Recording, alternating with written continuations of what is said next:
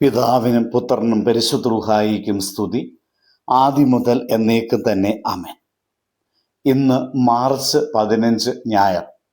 വിശുദ്ധ ലൂക്കോസിന്റെ സുവിശേഷം 13-ാം അധ്യായം 16-ാമത്തെ വാക്യം. എന്നാൽ സാത്താൻ 18 സംവത്സരമായി ബന്ധിച്ചിരുന്ന അബ്രഹാമിന്റെ മകളായ ഇവളെ ശബത്ത് നാളിൽ ഈ ബന്ധനം അഴിച്ചുവിടേണ്ടതല്ലയോ എന്ന് ഉത്തരം പറഞ്ഞു. സുവിശേഷമായി ഇന്ന് നാം വായിച്ചു കേൾക്കുന്നത് വിശുദ്ധ ലൂക്കോസിന്റെ സുവിശേഷം 13-ാം അധ്യായത്തിന്റെ 10 മുതൽ 17 വരെയാണല്ലോ. അതില് 16-ാമത്തെ വാക്യമാണ് ഇന്ന് നാം ധ്യാനിക്കുന്നത്. നാം ഒരു നോമ്പുകാലത്തിലൂടെ യാത്ര ചെയ്തുകൊണ്ടിരിക്കുകയാണ്. നോമ്പുകാലം ആത്മാവിന്റെ പുതുക്കലിന്റെയും ജീവിതത്തിലെ ബന്ധനങ്ങളിൽ നിന്നും മോചനത്തിൻ്റെയും യാത്രയാണ്. പലപ്പോഴും നമ്മുടെ ജീവിതത്തിൽ കാണാനാവാത്ത ചില ബന്ധനങ്ങൾ ഉണ്ടാകാം.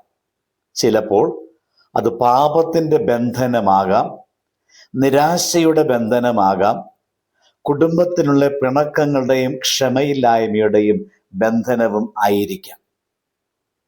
യേശുക്രിസ്തു പറയുന്ന ഈ വചനത്തിൽ 18 വർഷം കൂനിയായി നടക്കേണ്ടി വന്ന ഒരു സ്ത്രീയെ യേശു കാണുന്നു.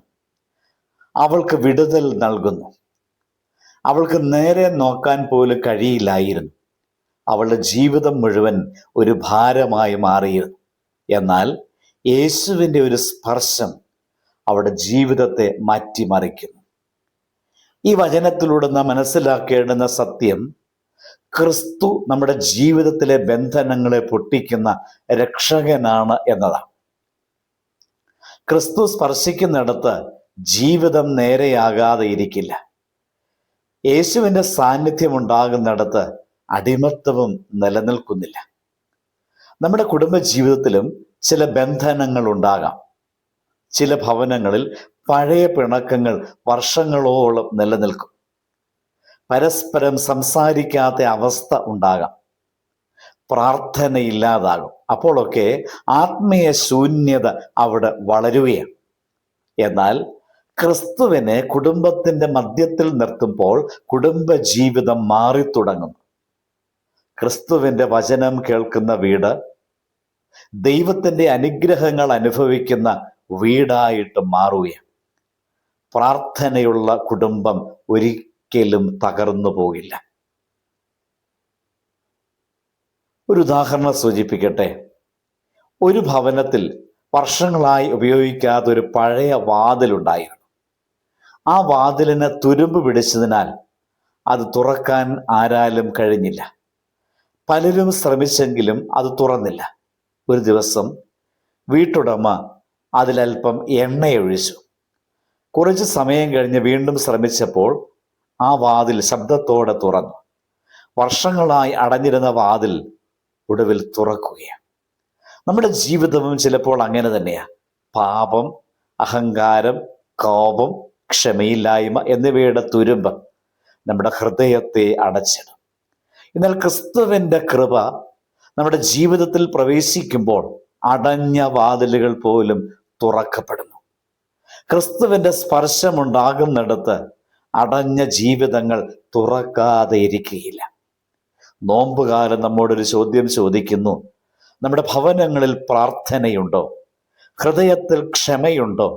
ജീവിതത്തിൽ ദൈവവചനത്തിന് സ്ഥാനമുണ്ടോ?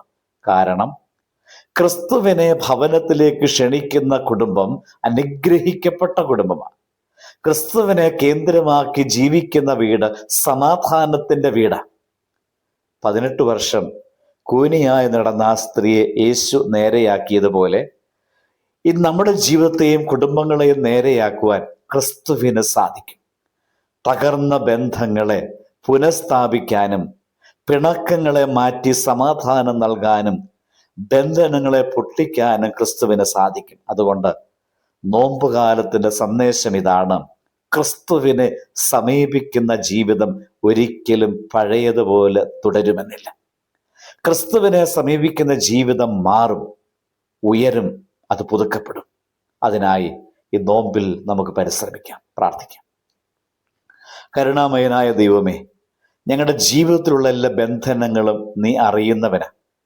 ഞങ്ങളുടെ ഹൃദയത്തിലുള്ള കോപവും അഹങ്കാരവും ക്ഷമയില്ലായ്മയും നീക്കണമേ. ഞങ്ങളുടെ കുടുംബങ്ങളെ അനുഗ്രഹിക്കണമേ. ഞങ്ങളുടെ ഭവനങ്ങളിൽ പ്രാർത്ഥനയും സ്നേഹവും സമാധാനവും നിറയട്ടെ. ബന്ധനങ്ങളെ പൊട്ടിക്കുന്ന രക്ഷകനായ ക്രിസ്തുവെ, ഈ നോമ്പുകാലത്തിൽ ഞങ്ങളുടെ ജീവിതങ്ങളെ പുതുക്കുകയും നേരെയാക്കുകയും ചെയ്യണമേ. ആമേൻ. ദൈവം അനുഗ്രഹിക്കട്ടെ.